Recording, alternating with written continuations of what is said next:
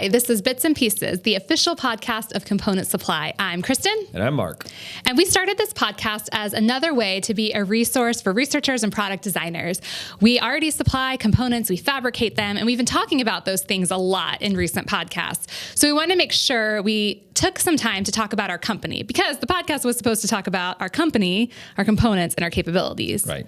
We're pretty focused on components. Well, we should be. And we've added a lot of capabilities. Big part of our company. Yeah. So that's a big part of our company too. Yeah. So, but we want to, as we're entering into this trade show season, I wanted to take some time to kind of talk about trade shows and why we're there and what we're doing. And to do that, I wanted to kind of share some famous last words of Mark. Of course you do. Circa 2016, when a more well-rested, new to the industry Kristin, was talking to you about strategies, and you talked to me about trade shows. I did. Medical device trade shows that Small Parts exhibited at. Yes. And how awesome they were, and the great people you would meet, and all the delicious food there was to be had. It was good food, yes. And all of these things, I'm essentially drooling with excitement over trade shows, thinking, oh, he's going to say that we're going to do these trade shows. And your famous last words, I believe, were, Component Supply is never going to do trade shows. This is right. So can you what has changed? I mean, you're very persuasive. Yes. That's true. No, you did a lot of convincing that we have a place at these trade shows and conventions, and so I think along with that, Component Supply has changed from where we were in 2016. Some of our earlier podcasts, we talked about what the goal was in the beginning, and how that has shifted as we've grown and developed as a company, and our place in the industry has really shifted as well.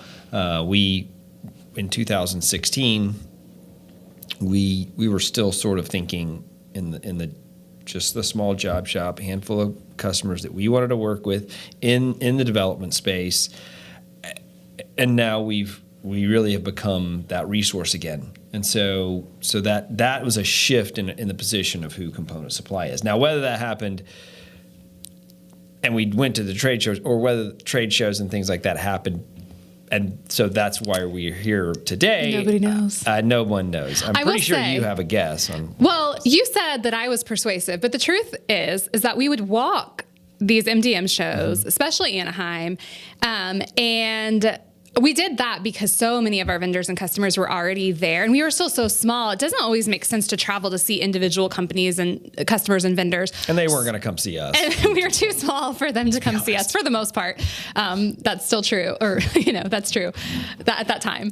But so we thought, okay, this is a great way to kind of see a lot of people in one fell swoop, and so we would go, and again, I mentioned this at the beginning, we would, in the first podcast, I think, that we would tell people, about ourselves, and they would say, oh, there used to be this company called Small Parts. But then even more than that, as we kept going, they'd be like, why aren't you here? Where's your booth? Right. And we started to think, yeah, I guess if we're going to do this, if we're going to be a part of this community, we've got to be at the MD&M show. Well, I think you when I made that comment, that we're not going to be at trade shows. You asked me why. And I don't think I had a great answer. I'd love to ask why. Yeah, I didn't have a good answer. And then when we decided we would go and at least attend, we would get the same thing. They would say, well, you really should be here. And I think I started to realize, well, okay, I guess I thought our reach was kind of here, and our reach is very big. And so those are just kind of the changes over time. Like you were saying, they kept asking, why aren't you here? Or making the statement like, you really should be here. So that's the shift there. So it took us a couple years really to get started. We had some obstacles. We moved facilities. So we moved our facility from Florida to Tennessee. We weren't going to exhibit that year. Nope, that was not going to do that. So we needed to recover from that. Then we got our ISO 9001 certification. We got our ISO 1345. We really were ready. And then this crazy thing called COVID happened. Yeah. So we were going to exhibit in Minneapolis in 2020, and that, didn't work. So anyways, we really waited 2 more years before things got up and running again. We got this really great booth space in 2022 because so many people had backed out of the show. We've been very faithful to be there. And so we had a lot of support. We had a vendor bring us donuts and, say, borrow our steamer. Your booth is a wreck. You got to steam that Things thing. you need to learn along the way. Yes, some tips and tricks. And so we so appreciated that and really did make us feel like we were part of a community, like we were being rooted for. Yes. And that was really exciting. I was like really early on pregnant with my youngest and very, very sick. And I remember keeping like bags and bags of like spearmint flavored Lifesavers because that's the only thing that I could stomach. But I wasn't really telling anybody yet, so that was awkward. People wondering why I'm not drinking wine at dinner and being like, oh, I just, it's been a long day. I don't know. And so I can actually not have Lifesaver mints ever again. I had so many of them at that show. That's one of the things I remember. And so that won't be in a bowl. No, anytime there's Lifesaver mints in a bowl in someone's trade show booth, I'm like, I can't visit you. I'm so sorry. So there's another company that puts garlic on theirs, to keep away the vampires. And so the mints are my garlic. Yeah. So anyways, I am pretty sentimental, and so I keep all of my trade show badges. So we only go to 2 shows a year, so it's not like I have a gallery or anything, but I do remember, the first time that you get it goes from you're just walking the show and to being like the exhibitor badge. So this was it. This was the first time that we were exhibitors. We also just really wanted to have fun. We would get like the Disney. When we first started walking the shows, we would just go to those little shops like outside the hotels and stuff and get lanyards that were Disney just to be different and fun. And, and now we're exhibitor. We have our own. And just little changes along the way. I'm so glad that we do the trade shows. Oh, yes. Yes, I am too. We've met so many people.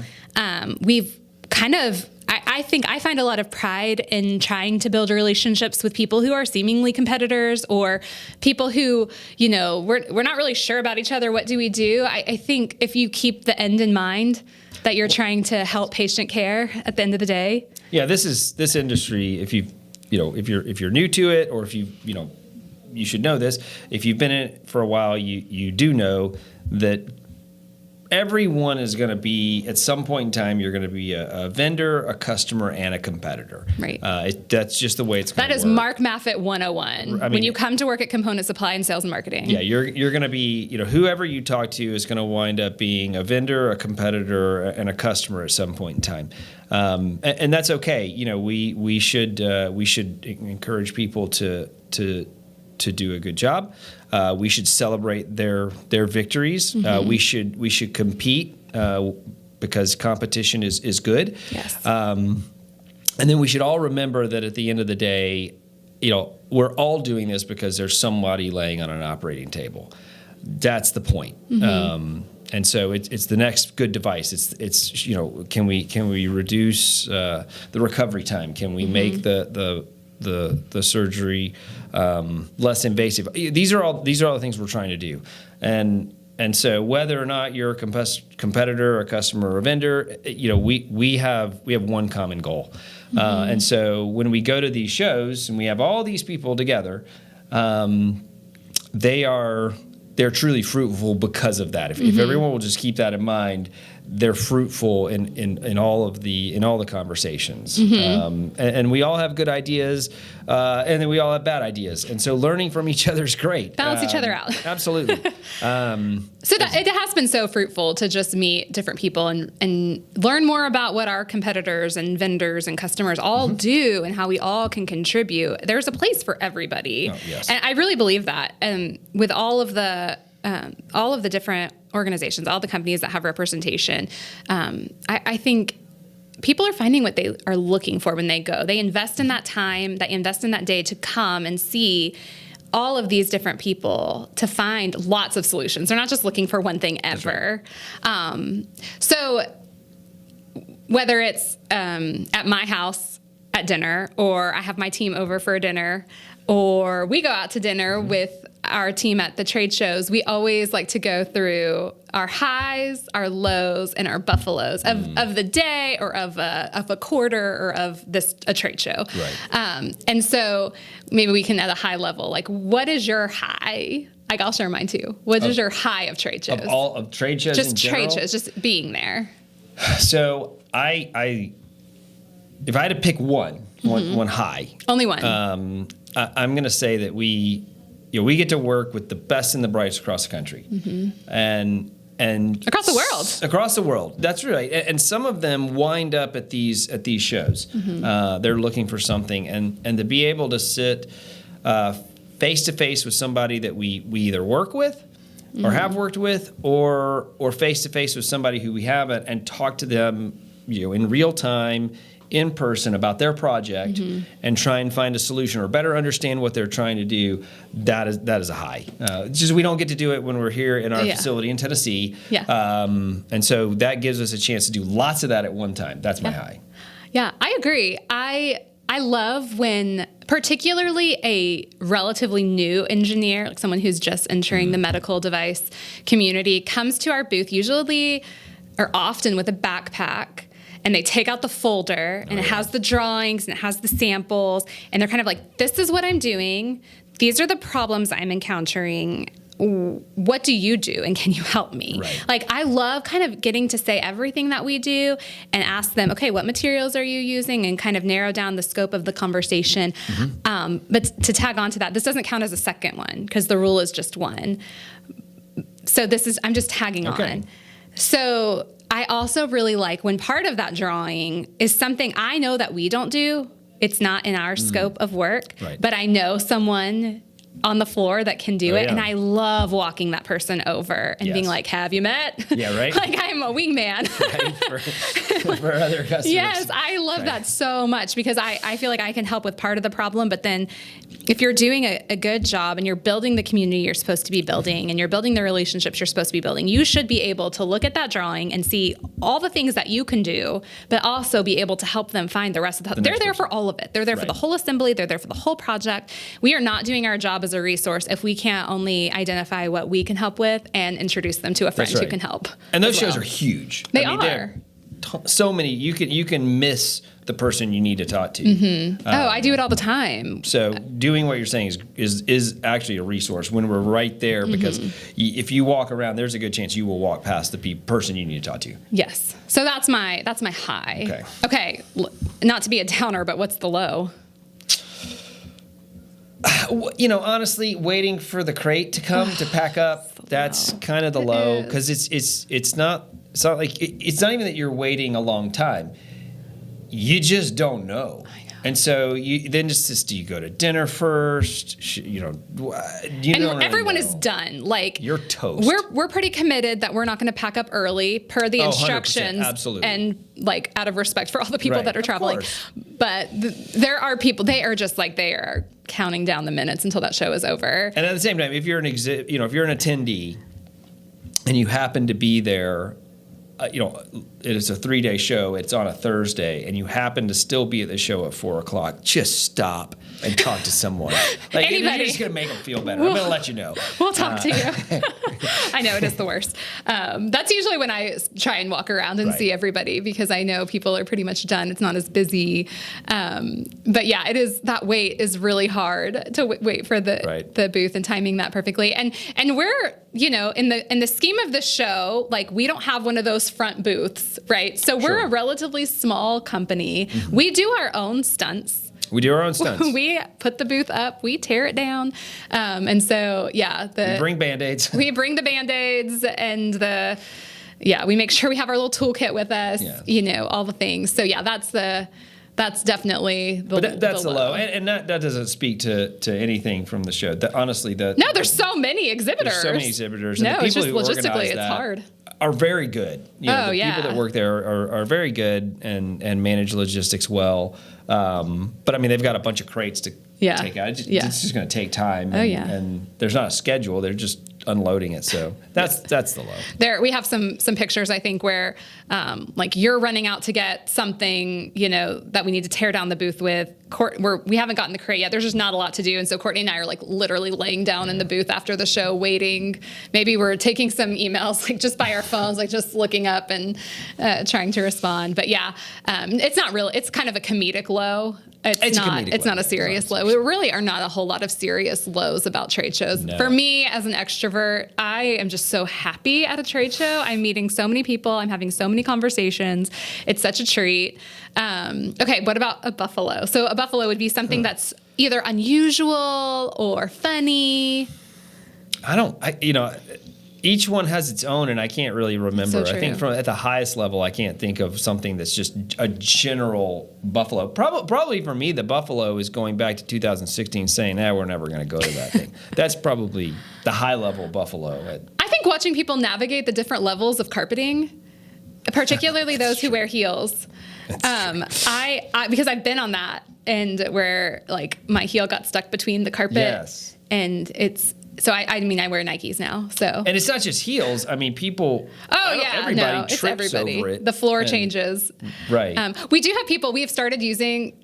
We should probably be paid for this. We started using the double padding in our booth recently. Yes. And so I do find it humorous that people walk by and they'll come and like stand on our booth. In our booth for a little, they have no interest in talking to us. They are just using us for our double padded carpeting. Right. I think that's pretty funny. So we're coming into 2025. We're going to be at NDM, Minneapolis, and they're in the Midwest, I think it's called now. And then in California and Anaheim for MDM West. And that will be in February. And so we're so excited about these shows. We love them. We're really excited, particularly this year. We'll have the same stuff at our booth. We'll have a brochure. It won't be this one. It'll be new. This is what we had last year. We'll have, our business cards, QR code on the back to shop. We'll have stickers of some kind. That's about as crazy as we get or different sticker? With the swag. I mean, I love the CSRDT. I love Never Let the Project Die. I feel like that's so component supply. But we'll probably give it a little change, a little different, something new. So we'll have that. That's about as much as we do with free giveaways. But one of the things I love is we always have our booth design, and anything that you see on the display, you'll see on the table. So I love, someone coming up to the booth and saying, I need that. And I'm able to say, you mean this? So I try to always have those samples, a lot of, the laser welded needle assemblies, the end forms with tubing and wire, the different bin configurations. So we have more than what we can represent on a graphic, but we have those. And often, you have like your secret stash under the booth. So if there's something that you want to see in person that you don't see on the display or on the table, we'll try to have those. But we're going to have a lot more representation of our wire capabilities this time around. We're going to have more tapers and step grinds and all the various things, so you can see at least a representation of what it can be. These are kind of our jumbo size samples. Usually, of course, everyone wants something smaller, but whether can't. The things that you make are so small, you really can't see them. So it's nice to we kind of upsize it. Yeah, we try and upsize. We usually have a small representation and then like a bigger size, so you don't have to have magnification. We have it if you need it. But the grit blasting, the conical grinds, the bending, precision cuts, tight tolerances, all of that will have representation on the table. We'll have our mesh products, of course, some examples of our laser cut discs and shapes. And, hopefully everyone will get a chance to see what they're looking for. All the components will be represented in some form or fashion. Would love to talk to you about whatever project you are working. So we hope you'll visit us at our trade show. You should take a picture of the crate and put it at the end of this video. So, people who get to see it can see how it gets shoved into a box. Oh man, it's pretty awesome. That's some serious engineering. Yeah, I take pride in that. Yeah, Mark builds the crates. See, we do our own stunts. It's awesome. Do our own stunts. So we look forward to seeing everyone at the trade shows coming up, Minneapolis and in Anaheim. Until then, go change the world.